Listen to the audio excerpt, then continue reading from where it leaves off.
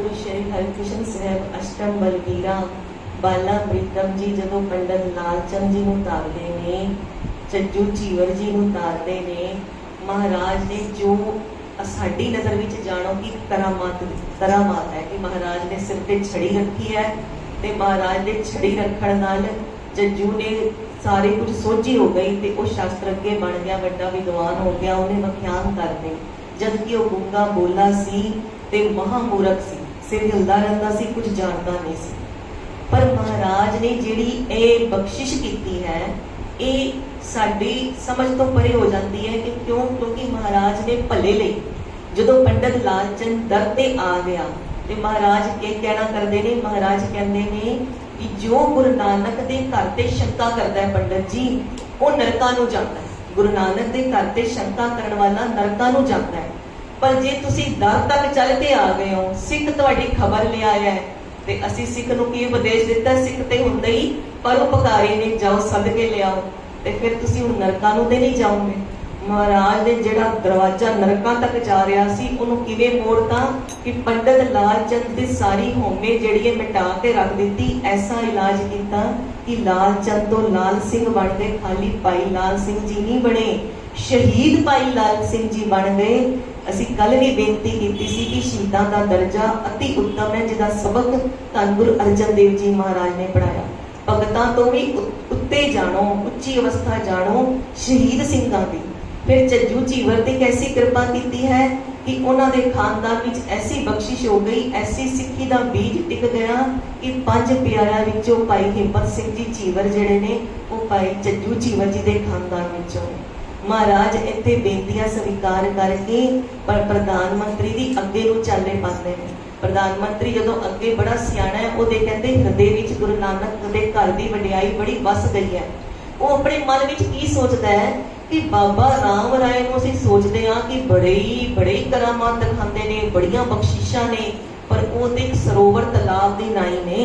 गुरु हरकृष्ण साहब जी ते ऐसे कई सरोवरां नूं मतलब तलाबां नूं अपने अंदर समाए हुए एक गहरे समुंदर दी न्याई ने, जिहड़े ऐसे अगम समुंदर ने, अगाध वो समुंदर ने जिहदी तह दा जिहदा अंत नहीं पाया जा सकता। ऐसी वडियाई उहदे अंदर वस गई।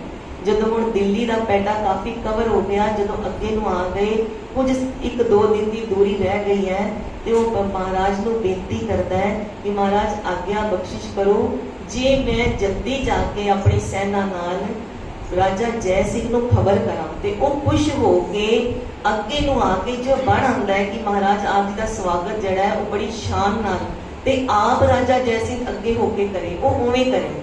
ते महाराज भी बड़े प्रसन्न होंदे ने सुन के। महाराज कहते हैं जाओ राजा जय सिंह नूं खबर करो, जिहड़ी साडी शर्त है वो भी दसना करो कि नरंगे नूं दर्शन किसी कीमत ते नहीं देने, उहदे बारे कोई गलबात ना होवे। ते दूसरी गल महाराज ने कहा मुखी सिखां नूं मसंदां नूं भी जिहड़ा जाके कहना करना कि आ दर्शन जिन्हां ने करने ने, जिन्हां ने मिलना है, जिन्हां ने गुरु साहब की कृपा लैनी है वो आ जाण, क्योंकि गुरु साहब जिहड़े ने वो दिल्ली आ रहे।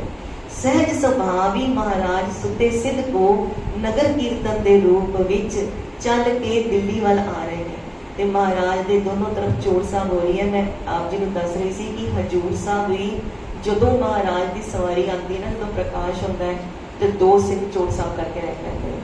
इको एक स्थान है हजूर साहब जिथे 2 सिंह दोनों पासे चोड़ साहब अगे पीछे करके लैके आते हैं। हजूर साहब भी यही मर्यादा है। जदों धन गुरु अर्जन देव महाराज का इतिहास के दर्शन किए भी आप जी को दसिया कि गुरु ग्रंथ साहब जी की जी पालकी है, जो पोती साहब की महाराज पालकी लैके आते हैं तो दोनों साहब चोड़ साहब होंगे दोनों साइड। एवं ही हुण गुरु हरकृष्ण साहब जी के दोनों तरफ चोड़ साहब होंदी आ रही है।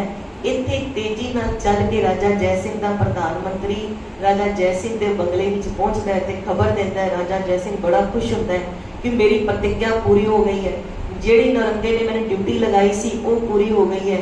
पर वो गुरु घर का श्रद्धालु ही है, गुरु घर की मर्यादा भी समझता है। कहता है शुकराने की जी बेनती है ना भी शुकराना देव प्रसाद बना के करता है भी शुक्र है महाराज बेनती सुन के आ रहे हैं, श्रद्धा रखता है। तो जो फिर तैयारियां बड़िया जोरा शोरों से होंदियां ने कि महाराज को अगों की लैन जाना है भी सवेरे ही जाना पेगा, महाराज तो पहुंचने वाले ने।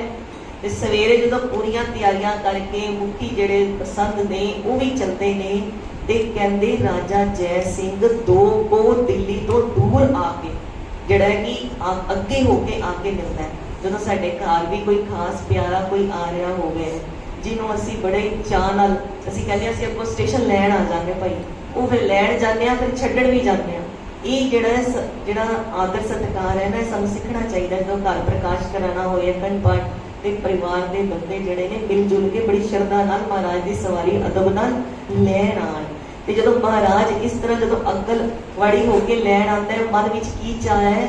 ਕਿਉਂਕਿ ਜਿਹੜੀ ਰਾਤ ਨੂੰ ਬਹਿ ਕੇ ਨਾ ਗੁਰੂ ਸਾਹਿਬ ਦੀ ਬੜੀ ਸਿਫਤ ਸੁਣੀ ਹੈ, ਗੁਰੂ ਸਾਹਿਬ ਦੀ ਵਡਿਆਈਆਂ ਦੇ ਦਰਸ਼ਨ ਕੀਤੇ ਨੇ। ਪ੍ਰਧਾਨ ਮੰਤਰੀ ਜਿੰਨਾ ਸਿਆਣਾ ਹੈ ਨਾ, ਉਹਨੂੰ ਗੱਲ ਕਰਨ ਦਾ ਕਿੰਨਾ ਚੱਜ ਹੈ, ਜਿਹਨੇ ਗੁਰੂ ਸਾਹਿਬ ਨੂੰ ਮਨਾ ਲਿਆ ਤਰਲੇ ਕਰਕੇ ਵੀ ਦਿੱਲੀ ਆਓ। ਗੁਰੂ ਸਾਹਿਬ ਦਾ ਤਾਂ ਕੋਈ ਐਸਾ ਨਿਸ਼ਚਾ ਨਹੀਂ ਸੀ, ਗੁਰੂ ਸਾਹਿਬ ਨੂੰ ਮਨਾ ਕੇ ਲਿਆਇਆ। ਤੇ ਹੁਣ ਉਹਨੇ ਰਾਜਾ ਜੈ ਸਿੰਘ ਨੂੰ ਵੀ ਕਿਹਾ ਵਡਿਆਈ ਨੂੰ ਪੂਰਾ ਹਿਰਦੇ ਤੋਂ ਜਾਣੋ, ਅੰਦਰੋਂ ਬਾਹਰੋਂ ਇੱਕ ਰਹਿਣਾ, ਗੁਰੂ ਸਾਹਿਬ ਦੇ ਅਨੁਸਾਰੀ ਰਹਿਣਾ। ਗੁਰੂ ਸਾਹਿਬ ਮਲੇਛ ਨੂੰ ਦਰਸ਼ਨ ਨਹੀਂ ਦੇਣਾ ਚਾਹੁੰਦੇ, ਗੁਰੂ ਸਾਹਿਬ ਨੂੰ ਐਵੇਂ ਦੀ ਕੋਈ ਬੇਨਤੀ ਨਾ ਕਰਨਾ, ਗੁਰੂ ਸਾਹਿਬ ਨੂੰ ਆਪਣੇ ਬੰਗਲੇ ਵਿੱਚ ਠਹਿਰਾਣਾ, ਮਹਾਰਾਜ ਦੀ ਬੜੀ ਟਹਿਲ ਸੇਵਾ ਕਰਨਾ, ਦਿਲ ਨਾਲ ਕਰਨਾ, ਅਦਬ ਵਿੱਚ ਸਤਿਕਾਰ ਵਿੱਚ ਰਹਿ ਕੇ ਕਰਨਾ। ਮਹਾਰਾਜ ਦੀ ਜਿੰਨੀ ਵਡਿਆਈ ਕਹੀ ਜਾਏ ਉਨੀ ਘੱਟ ਹੈ। ਜਦੋਂ ਮਹਾਰਾਜ ਦੀ ਐਸੀ ਸਿਫਤਾਂ ਸੁਣ ਕੇ ਰਾਜਾ ਜੈ ਸਿੰਘ ਅੱਗੇ ਦਿੱਲੀ ਤੋਂ 2 ਕੋ ਅੱਗੇ ਤੱਕ ਆ ਗਿਆ ਹੈ ਦਰਸ਼ਨ ਕਰਨ ਲਈ। तो ਉਹਦੇ ਮਨ ਦੀ ਜਿਹੜੀ ਅਵਸਥਾ ਹੈ कैसी है? सुन सुन नाम तुम्हारा प्रीतम, सुन सुन नाम तुम्हारा प्रीतम, सुन सुन नाम तुम्हारा प्रीतम, सुन सुन नाम तुम्हारा प्रीतम। प्रभु पेखण का चाओ, प्रभु पेखण का चाओ, प्रभु पेखण का चाओ, प्रभु पेखण का चाओ।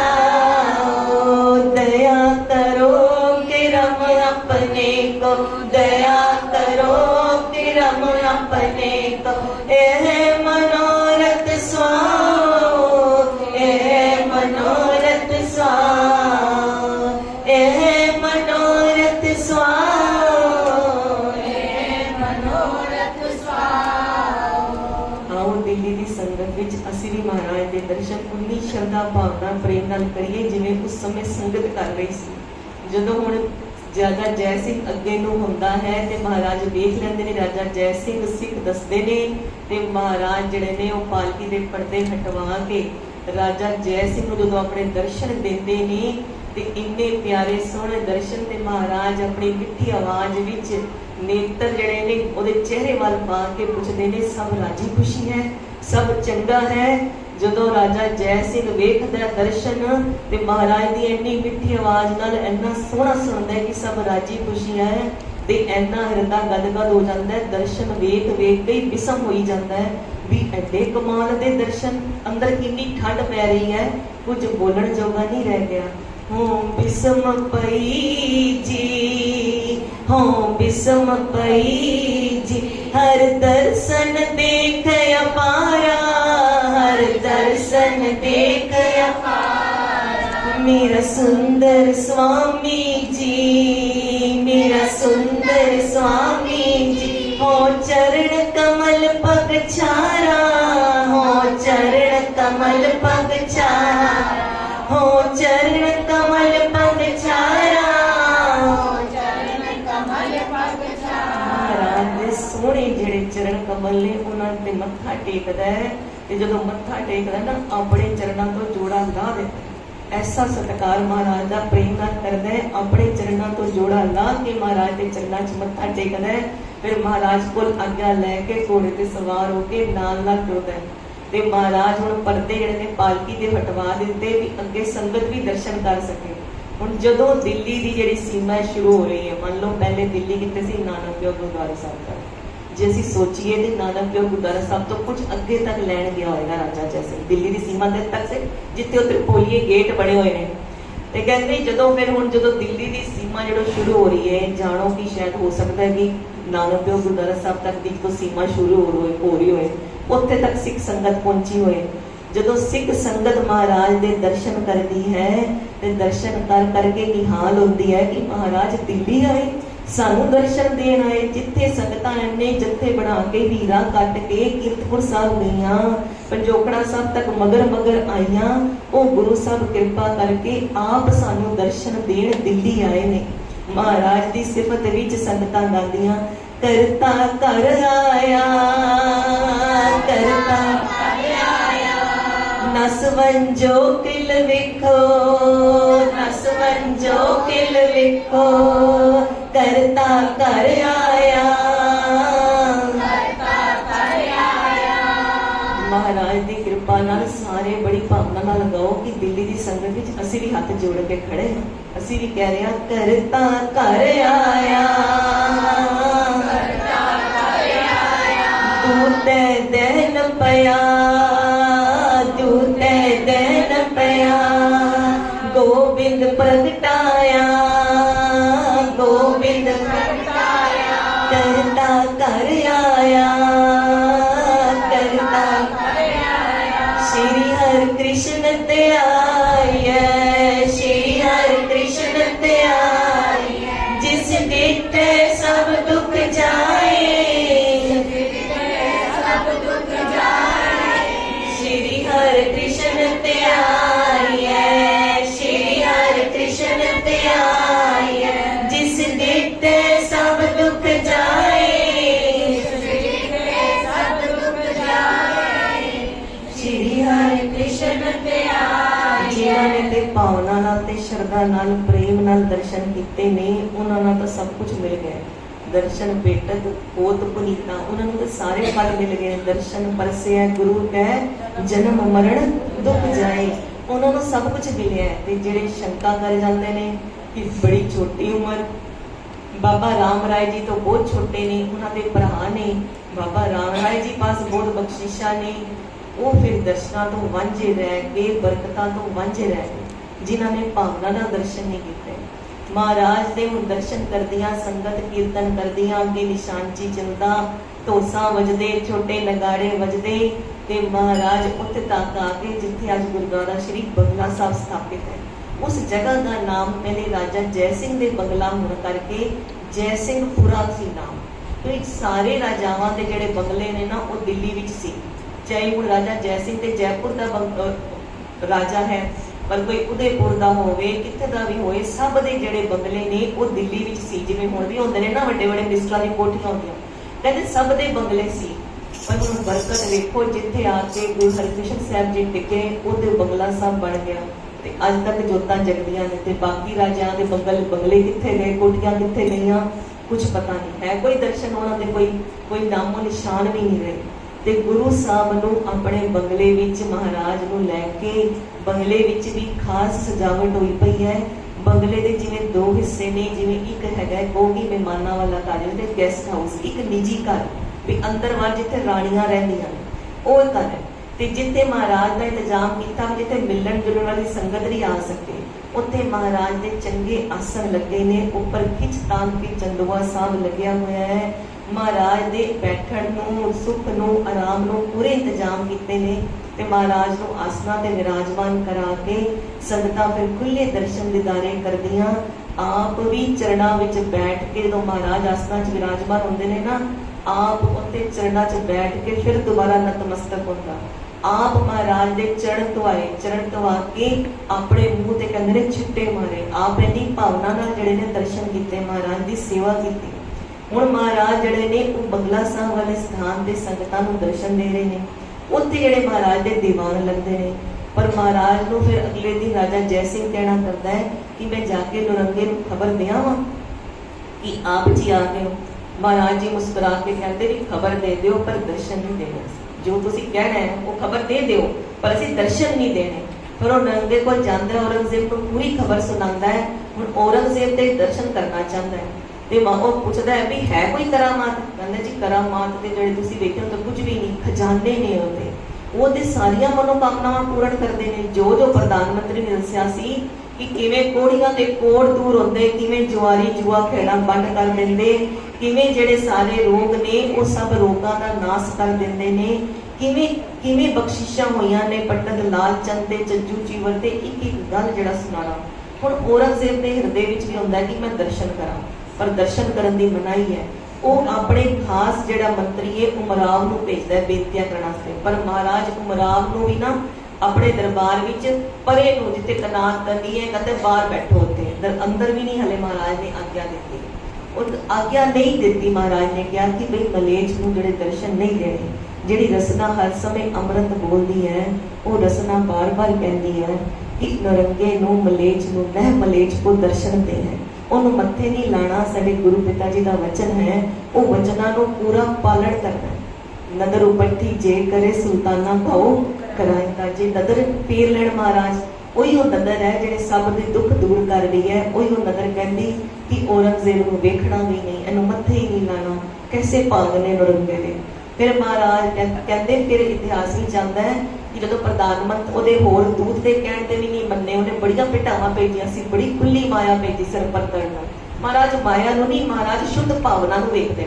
ਤੁਸੀਂ ਚਾਹੇ ਸੋਨੇ ਦੇ ਛੱਤਰ ਚੜਾ ਲਓ, ਪਰ ਜੇ ਮਨ 'ਚ ਭਾਵਨਾ ਨਹੀਂ ਹੈ ਤੇ ਫਿਰ ਨਹੀਂ ਬਰਕਤ ਪੈਂਦੀ। ਕਹਿੰਦੇ ਫਿਰ ਉਸ ਤੋਂ ਬਾਅਦ ਉਹਨੇ ਆਪਣੇ ਪੁੱਤਰ ਨੂੰ ਵੀ ਭੇਜਿਆ, ਤਾਂ ਵੀ ਬਰਕਤ ਨਹੀਂ ਪਈ। ਮਹਾਰਾਜ ਨੇ ਦਰਸ਼ਨ ਦੇਣ ਤੋਂ ਮਨਾ ਕਰ ਦਿੱਤਾ।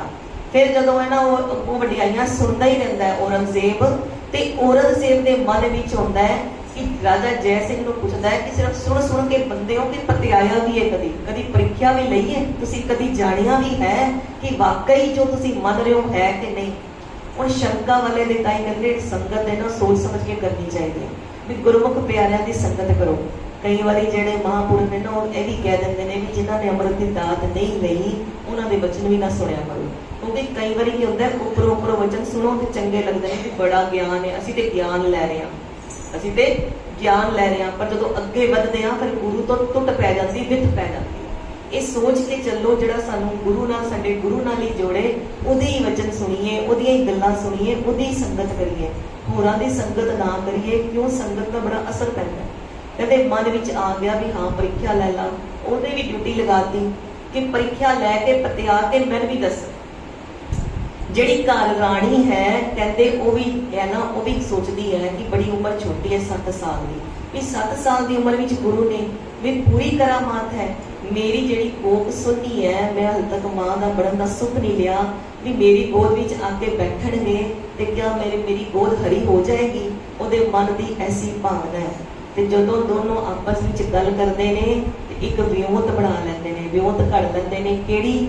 ਕੀ ਕਹਿੰਦੇ ਨੇ ਕਿ ਜਦੋਂ ਹੁਣ ਗੁਰੂ ਸਾਹਿਬ ਨੂੰ ਅੰਦਰ ਜਿਹੜਾ ਨਾ, ਅੰਦਰ ਘਰ ਜਿਹੜਾ ਰਾਣੀ ਵਾਸ ਹੈ, ਜਿਹੜਾ ਨਿਜ ਘਰ ਹੈ, ਉਹਦੇ ਵਿੱਚ ਬੁਲਾਣਾ ਕਰਨਾ ਪ੍ਰਸ਼ਾਦਾ ਛਕਣ ਲਈ, ਟਹਿਲ ਕਰਨ ਲਈ।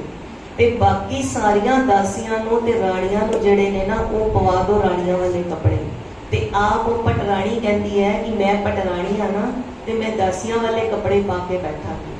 ਕਿੱਥੇ ਆਇਆ ਕਿ ਰਾਜਾ ਜੈ ਸਿੰਘ ਹੀ ਕਹਿੰਦਾ ਕਿ ਤੂੰ ਪਟਰਾਣੀ ਹੈ ਪਰ ਤੂੰ ਦਾਸੀਆਂ ਵਾਲੇ ਕੱਪੜੇ ਪਾ ਕੇ ਬੈਠੀ। ਜੇ ਮਹਾਰਾਜ ਤੈਨੂੰ ਪਛਾਣ ਕੇ ਤੇਰੀ ਗੋਦੀ ਵਿੱਚ ਬੈਠ ਗਏ, ਤੂੰ ਭਾਵਨਾ ਰੱਖੀ। ਉਹ ਵੀ ਕਹਿੰਦੀ ਮੈਂ ਭਾਵਨਾ ਰੱਖਾਂਗੀ ਕਿ ਮੇਰੀ ਗੋਦ ਵਿੱਚ ਬੈਠਣ। ਜੇ ਮੇਰੇ ਮਨ ਦੀ ਗੱਲ ਬੁੱਝ ਕੇ ਮੈਨੂੰ ਪਛਾਣ ਕੇ ਮੇਰੀ ਗੋਦੀ ਵਿੱਚ ਬੈਠ ਕੇ ਵੀ ਸਮਝੋ ਗੁਰੂ ਪੂਰੇ ਨੇ ਤੇ ਸਾਨੂੰ ਦਾਤ ਮਿਲੇਗੀ, ਦਾਤ ਵੀ ਲੈਣੀ ਹੈ। ਗੁਰੂ ਨੂੰ ਪੂਰਾ ਕਰਕੇ ਆਪਸ ਵਿੱਚ ਗੱਲ ਵੀ ਕਰ ਰਹੇ ਨੇ, ਘਰ ਸੇਵਾ ਵੀ ਕਰ ਰਹੇ ਨੇ, ਪਰ ਫਿਰ ਵੀ ਇੱਕ ਸ਼ੰਕਾ ਜਿਹੜਾ ਤਿਨਕਾ ਆ ਗਿਆ ਨਾ ਉਹ ਬੜਾ ਹੀ ਮਾੜਾ ਹੈ। ਇੱਧਰ ਗੁਰੂ ਸਾਹਿਬ ਜਾਣੀ ਜਾਣਦੇ, ਉਹਨਾਂ ਨੂੰ ਸਭ ਪਤਾ ਕੀ ਹੋ ਰਿਹਾ। ਮਹਾਰਾਜ ਨੂੰ ਜਿਹੜੀ ਕਹਿੰਦੇ ਨੇ ਗੱਲ ਚੰਗੀ ਨਹੀਂ ਲੱਗੀ ਵੀ ਕਿਹੜੀਆਂ ਗੱਲਾਂ ਕਰ ਰਹੇ ਨੇ, ਕਿਹੜੀ ਵਿਉਂਤ ਬਣਾ ਰਹੇ ਨੇ ਵੀ ਐਡੇ ਤਰਲੇ ਪਾ ਕੇ ਬੁਲਾਇਆ। ਤੇ ਫਿਰ ਸ਼ੰਕੇ ਵਿੱਚ ਆ ਗਏ ਤੇ ਮਹਾਰਾਜ ਨੇ ਕੀ ਕੀਤਾ ਕਿ ਇਕੱਲੇ ਕਮਰੇ ਵਿੱਚ ਬੈਠ ਕੇ ਤੇ ਕੁੰਡੀ ਲਗਾ ਲਈ। ਜਦੋਂ ਮਹਾਰਾਜ ਨੇ ਕੁੰਡੀ ਲਗਾ ਲਈ ਤੇ ਰਾਜਾ ਜੈ ਸਿੰਘ ਜਦੋਂ ਮਹਾਰਾਜ ਦੇ ਦਰਸ਼ਨ ਕਰਨ ਨਿਉਤਾ ਦੇਣ ਜਾਂਦਾ ਹੈ ਤੇ ਦੇਖਦਾ ਮਹਾਰਾਜ ਆਸਣਾ ਤੇ ਨਹੀਂ ਨੇ। ਸਿੱਖ ਸੰਗਤਾਂ ਕੋਲ ਪੁੱਛਦਾ ਹੈ ਤੇ ਕਹਿੰਦੇ ਨੇ ਮਹਾਰਾਜ ਨੇ ਐਵੇਂ ਦਾ ਚੋਟ ਤੇ ਕਦੇ ਨਹੀਂ ਕੀਤਾ, ਸਾਨੂੰ ਆਪਣੇ ਤੋਂ ਵੱਖਰਿਆ ਕਰਦਾ ਤੇ ਆਪ ਕੁੰਡੀ ਲਾ ਕੇ ਬੈਠਦੇ ਨੇ। ਕਹਿੰਦਾ ਮੈਂ ਬੁਲਾਉਂਦਾ ਮਹਾਰਾਜ ਕਿਰਪਾ ਕਰਨਗੇ। ਜਦੋਂ ਦਰਵਾਜ਼ਾ ਖਟਕਾਇਆ ਮਹਾਰਾਜ ਆਪ ਜੀ ਦੇ ਸੇਵਕ ਆ ਦਰਸ਼ਨ ਦਿਓ, ਦਰਵਾਜ਼ੇ ਖੋਲੋ, ਕੋਈ ਆਵਾਜ਼ ਨਹੀਂ ਆਈ। ਮਹਾਰਾਜ ਕਿਰਪਾ ਹੋ ਕਰੋ। ਫਿਰ ਮਨ ਚੱਲਦਾ ਕਿਤੇ ਕੋਈ ਭੁੱਲ ਤੇ ਨਹੀਂ ਹੋ ਗਈ, ਮਹਾਰਾਜ ਨੇ ਕਿਤੇ ਮੁੱਖ ਮੋੜ ਤੇ ਨਹੀਂ ਲਿਆ, ਕਿਉਂਕਿ ਪਹਿਲੇ ਮੇਰੇ ਪ੍ਰਧਾਨ ਮੰਤਰੀ ਨੂੰ ਕਿਹਾ ਸੀ ਖੁਸ਼ੀ ਨਾਲ ਲੈ ਕੇ ਆਈ, ਮਹਾਰਾਜ ਨੂੰ ਕੋਈ ਗੁੱਸਾ ਨਾ ਹੋਵੇ, ਕੋਈ ਗਿਲਾ ਨਾ ਹੋਵੇ। ਫਿਰ ਮਹਾਰਾਜ ਨੂੰ ਪੁੱਛਦਾ ਹੈ ਮਹਾਰਾਜ ਜੇ ਕੋਈ ਭੁੱਲ ਹੋ ਗਈ ਹੈ ਮਹਾਰਾਜ ਆਪਣੇ ਸੇਵਕਾਂ ਨੂੰ ਬਖਸ਼ ਦਿਓ, ਸਾਨੂੰ ਸਮਝ ਨਹੀਂ ਹੈ, ਮਹਾਰਾਜ ਕਿਰਪਾ ਕਰੋ। ਦੇਖੋ ਆਪਣੀ ਭੁੱਲ ਅੰਦਰ ਪਤਾ ਵੀ ਹੈ ਕਿ ਮੈਂ ਜਿਹੜੀ ਪ੍ਰੀਖਿਆ ਲੈਣੀ। फिर तीजी बारी फिर कहते हैं महाराज अपने बच्चे जानो, महाराज कृपा करो जे बच्चियां कोलों भुल हो जाए, पिता डांट भी देते ने ते डांट के बख्श भी लेंदे ने, महाराज तुसी ते पिता हो सारे जगत दे, कृपा करो दरवाजा खोल दो। फिर चौथी बारी फिर वाजे महाराज, संगतां उड़ीकदियां महाराज आप जी दे सिख उड़ीकदे, महाराज पिता बन के कृपा करो। महाराज ते किवें दे ने, सतगुरु दया निध अगाध बोध महिमा अपार है, महाराज जी दी कृपा करदे ने।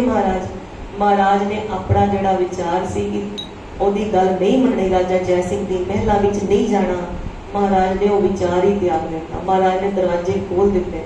महाराज फिर जिहड़ी ना जिहड़ी अपनी दृष्टि अमृत वाली ओदे नाल वेखिया नहीं, पर राजा जय सिंह जाके अपने आसना ते विराजमान हो गए। वो फिर मत्थे टेक के महाराज को मनाए, महाराज कोई भुल हो गई, महाराज बख्श दियो। महाराज ने कहा कई सिख एवें दे होंदे ने या कई लोग दुनिया च एवें दे होंदे ने जिहड़े धनवान ते होंदे ने, भी शरधा ते है पास, धनवान होंदे ने वो अपना धन नहीं दिखाना चाहते पर दूजे दा धन वेखना चाहते हैं। हुण महाराज पास जो अजमत है वो महाराज दा धन जानो। जिवें महाराज कहते धनवान पुरुष कदी भी अपना धन नहीं विखाना चाहता, पर जे कोई दूजा उहदा धन वेखना चाहे तो क्या चंगी गल है। मैं तुहाडे कोल पुछां तुहाडे बैंक विच कितना बैंक बैलेंस है, तो मैं तुसीं की जाणोगे कि मैं सियाणी हाँ ते कमली हाँ? कमले ही जाणोगे ना, मैं तुहाडे कोल पुछ ही लवां तुहाडे कोल कितना बैंक बैलेंस पिया। पर महाराज कहते भी अजमत नूं जिहड़ा मेरे धन नूं वेखना चाहे, दूजे दे धन नूं वेखना चाहते ने, पर धनवान ते कदी अपना धन विखाना नहीं चाहता। जदों अजमत वेखी गई है ते लोकाई दी भले लई वेखी गई है। जे पंजोकड़ा सब वेखी है ते पंडित लाल चंद चज्जू चीवर ते कृपा हुई है। ਇੱਥੇ ਕੀ ਹੈ, ਇੱਥੇ महाराज ने अपने आप को सिद्ध करना है कि हाँ मेरे च अजमत है, मैं पछाण सकता। दोनों गल्लां च अंतर हो गया ना। ਇੱਥੇ महाराज ਦੀ ਇਹ ਪ੍ਰੀਖਿਆ ਲੈ ਰਹੇ ਨੇ ਕਿ ਆਪਣੇ ਆਪ ਨੂੰ ਸਿੱਧ ਕਰੋ, ਤੁਸੀਂ ਪਛਾਣ ਸਕਦੇ ਹੋ। ਰਾਜਾ ਰਾਣੀ ਤੇ ਐਵੇਂ ਵੀ ਨਹੀਂ ਮਿੰਨਤਾਂ ਕਰ ਸਕਦੇ ਸੀ ਕਿ महाराज ਸਾਨੂੰ ਦਾਤ ਦਿਓ ਪੁੱਤਰ ਦੀ। ਇਹ ਤੇ ਹੁਣ ਅਜ਼ਮਤ ਦੀ ਪ੍ਰੀਖਿਆ ਲੈਣਾ ਹੋ ਗਿਆ। ਹੁਣ ਅੰਦਰੋਂ ਤੇ ਰਾਜਾ ਸਭ ਸਮਝ ਰਿਹਾ, ਪਰ ਗੱਲ ਟਾਲ ਗਿਆ। ਗੱਲ ਟਾਲ ਕੇ महाराज ਦੇ ਚਰਨ ਪਕੜ ਪਕੜ ਕੇ ਕਹਿੰਦਾ महाराज ਮਹਿਲਾਂ 'ਚ ਬੜੇ ਇੰਤਜ਼ਾਮ ਕੀਤੇ ਨੇ, ਆਪ ਜੀ ਕਿਰਪਾ ਕਰੋ ਮਹਿਲਾਂ 'ਚ ਚਰਨ ਪਾਓ। ਰਾਣੀਆਂ ਦਾਸੀਆਂ ਆਪ ਨੂੰ ਉਡੀਕਦੀਆਂ ਨੇ, ਸਾਰੀਆਂ ਆਪਣੀ ਦੇ ਚਰਨ ਪਰਸਣਾ ਚਾਹੁੰਦੀਆਂ ਨੇ। महाराज मुस्कुराने लग गए। महाराज का स्वभाव ते कैसा है, कर उपदेश चिड़के पोपाती बहुड़ पिता गल लावे। महाराज फिर राजी हो गए। कहते महाराज ने अपने जड़े ना पानी मंगा के अपने जड़े की वो सोहना जड़ा चेहरा, महाराज ने अपना मुंह धोना किया, हाथ सुच्चे किते, चरण सुच्चे किते, दस्तारा सजाया। महाराज ने सोहने वस्त्र सजाए, पैरों में बड़ा ही तिल्लेदार जड़ा जोड़ा पाना किया, कलकी जिला सजाई, सोहने गहने पाए। फिर महाराज ने अपनी छड़ी जी हाथ में पकड़ी, जिहदे उपर भी कहते फुल सजे हुए सी। ते महाराज ना जो सिख सेवक जाण नूं तैयार होए ना, ते महाराज ने सब नूं मने करता। महाराज कहते नहीं तुसीं इत्थे रुको। ते महाराज कल्ले जड़े ने वो राजा जय सिंह नाल अंदर नूं जांदे ने, ते वो फिर सीढ़ियां चढ़ चढ़ के सोहणे सोहणे अपने पैर रख के अंदर महलां नूं जांदे ने। महाराज बड़े मुस्कुरा रहे ने, ते मुस्कुरा के की सोच रहे ने कि ये की सोचते ने, ये किवें कृपा लैणगे, ये कृपा दे घर विच किवें आणगे। ते महाराज कदी अपनी छड़ी नूं तां चुकदे होए, कदी थल्ले करदे होए सीढ़ियां कदी बड़े प्यार नाल चढ़ के जदों अंदर महलां तक तुर जांदे ने, जिथे राणियां ते दासियां सारियां सोहणे कपड़े पा के बैठियां ने। महाराज एक नज़र सब नूं वेख के मुस्कुरा के कहंदे सारियां ते अपनी छड़ी। हुण राणी दे बहाने सारियां नूं महाराज दी उस छड़ी दे जिहड़े ना वो हो गया, समझो कि छूह मिल गई। दर्शन पेटत जो असीं कहंदे आ सतगुरु दर्शन जिहड़े हुंदे ने वो दो तरह नाल किन्नी तरह नाल जिहड़े ने फलदाई हुंदे ने, लेकिन दो तरह नाल। एक ते दृष्टि नाल, एक सतगुरु दे चरण जदों नतमस्तक होंदे आ, छूह लैंदे आ।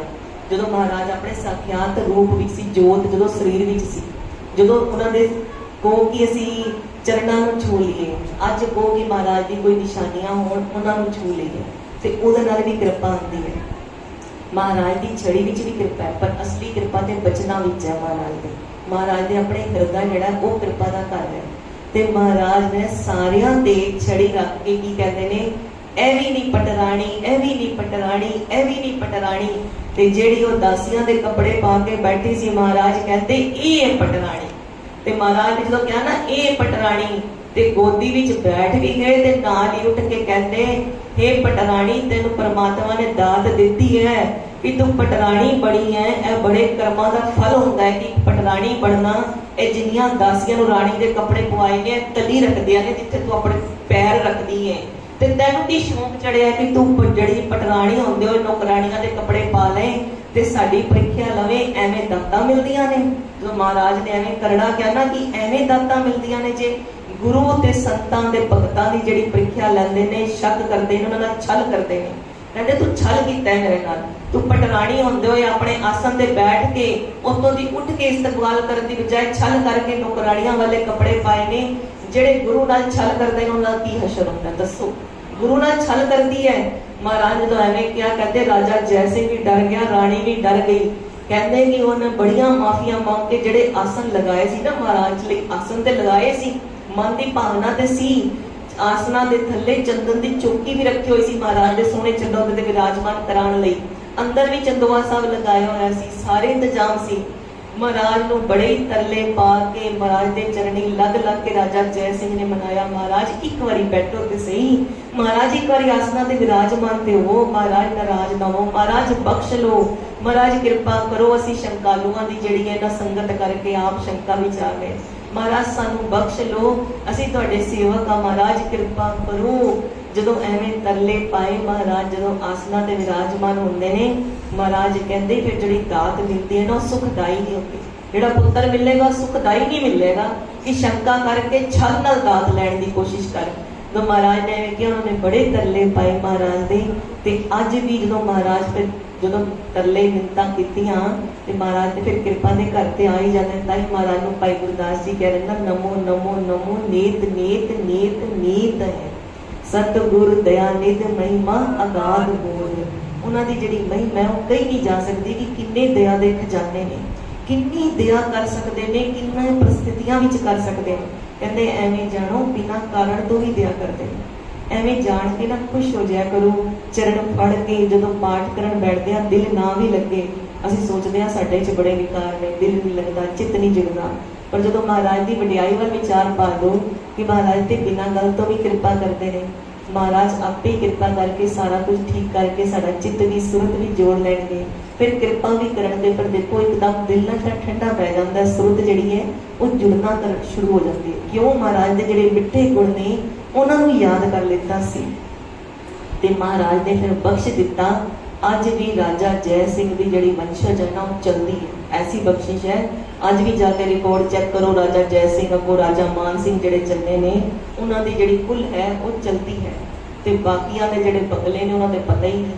ਤੇ ਜਿਹੜਾ ਇਹ ਬਗਲਾ ਹੈ ਉਹ ਬਣ ਗਿਆ ਸਦਾ ਲਈ ਗੁਰਦੁਆਰਾ ਸ੍ਰੀ ਬਗਲਾ ਸਾਹਿਬ। ਐਸੀ ਮਹਿਮਾ ਹੈ ਮਹਾਰਾਜ ਦੀ ਕਿਰਪਾ ਦੇ ਘਰ ਨੇ ਕਿ ਜਿੰਨੇ ਵੀ ਦੋਸ਼ ਕਮਾ ਲੋ, ਪਰ ਜੇ ਵਿਸ਼ਵਾਸ ਪੱਕਾ ਰੱਖੋ ਕਿ ਸਤਿਗੁਰੂ ਬਖਸ਼ ਲੈਂਦੇ ਨੇ, ਸਤਿਗੁਰੂ ਸਾਡੇ ਪਿਤਾ ਜੀ ਨੇ, ਫਿਰ ਉਹ ਬਖਸ਼ ਹੀ ਲੈਂਦੇ ਨੇ ਤੇ ਸਾਰੇ ਦੁੱਖਾਂ ਦਾ ਨਾਸ਼ ਕਰਦੇ ਨੇ। ਇਹ ਜਿਹੜਾ ਸ਼ੰਕਾ ਕਰਨਾ ਹੈ ਵੀ ਦੁੱਖ ਹੈ ਨਾ ਇੱਕ ਲੱਗਿਆ ਜਿਹੜਾ ਜਿੰਦ ਨੂੰ, ਮਹਾਰਾਜ ਨੇ ਇਸ ਦੁੱਖ ਦਾ ਵੀ ਜਿਹੜਾ ਉਹ ਨਾਸ਼ ਕਰ ਦਿੱਤਾ। ਸ਼੍ਰੀ ਹਰਿ ਕ੍ਰਿਸ਼ਨ ਤੇ ਆਈਐ, ਜਿਸ ਡਿਠੇ ਸਭ ਦੁੱਖ ਜਾਏ, ਜਿਸ ਡਿਠੇ ਸਭ ਦੁੱਖ ਜਾਏ। ਸ਼੍ਰੀ ਹਰਿ ਕ੍ਰਿਸ਼ਨ ਤੇ ਆਈਐ, ਸ਼੍ਰੀ ਹਰਿ ਕ੍ਰਿਸ਼ਨ ਤੇ ਆਈਐ। ਸੰਗਤ ਵਿੱਚ ਅਸੀਂ ਵੀ ਨਾ ਕਈ ਵਾਰੀ ਭੋਲੇ ਭਾਗ ਸੋਚਦੇ ਹਾਂ ਕਿ 40 ਦਿਨ ਗੁਰਦੁਆਰੇ ਜਾਵਾਂਗੇ, ਮਹਾਰਾਜ ਇਹ ਗੱਲ ਮੰਨ ਲੈਣ ਤੇ ਅਸੀਂ ਵੀ ਮੰਨ ਜਾਈਏ ਵੀ ਗੁਰੂ ਘਰ ਬੜੀ ਅਸਮਤ ਹੈ, ਫਿਰ ਅਸੀਂ ਜੁੜ ਜਾਵਾਂਗੇ ਹਮੇਸ਼ਾ ਲਈ। ਇਹ ਵੀ ਪ੍ਰੀਖਿਆ ਹੀ ਹੋ ਜਾਂਦੀ ਹੈ ਕਿ 40 ਦਿਨ ਆਵਾਂਗੇ, ਜੇ ਮਹਾਰਾਜ ਮੰਨ ਜਾਣ, ਜੇ ਮਹਾਰਾਜ ਬਖਸ਼ਿਸ਼ ਕਰਦੇ ਨੇ। ਇਹ ਸਾਨੂੰ ਕਦੀ ਵੀ ਪ੍ਰੀਖਿਆ ਵਿੱਚ ਨਹੀਂ ਪੈਣਾ ਚਾਹੀਦਾ। ਜੇ ਗੁਰੂ ਸਾਹਿਬ ਸਾਡੇ ਕਰਮ ਦੇ ਫਲ ਦੇ ਮੁਤਾਬਿਕ ਸਾਡੀ ਪ੍ਰੀਖਿਆ ਲੈ ਲੈਣ, ਜੇ ਗੁਰੂ ਪ੍ਰੀਖਿਆ ਲੈਣ ਤੇ ਆ ਜਾਏ, ਫਿਰ ਸਾਨੂੰ ਕੋਈ ਬਚਾ ਨਹੀਂ ਸਕਦਾ, ਫਿਰ ਸਾਡਾ ਕਦੀ ਭਲਾ ਨਹੀਂ ਹੋ ਸਕਦਾ। ਇਸ ਕਰਕੇ ਮਹਾਰਾਜ ਤੇ ਸਦਾ ਹੀ ਭਰੋਸਾ ਵਿਸ਼ਵਾਸ ਰੱਖ ਕੇ ਉਹਨਾਂ ਦੀ ਸ਼ਰਨ ਵਿੱਚ ਰਹਿਣਾ ਚਾਹੀਦਾ ਹੈ। ਹਮੇਸ਼ਾ ਹੀ ਇਹ ਕਹਿਣਾ ਚਾਹੀਦਾ ਹੈ ਵੀ ਪ੍ਰਭ ਆਪਣਾ ਜਿਹੜਾ ਹੈ ਉਹੀ ਉਹ ਬਿਰਧ ਸੰਭਾਲੋ।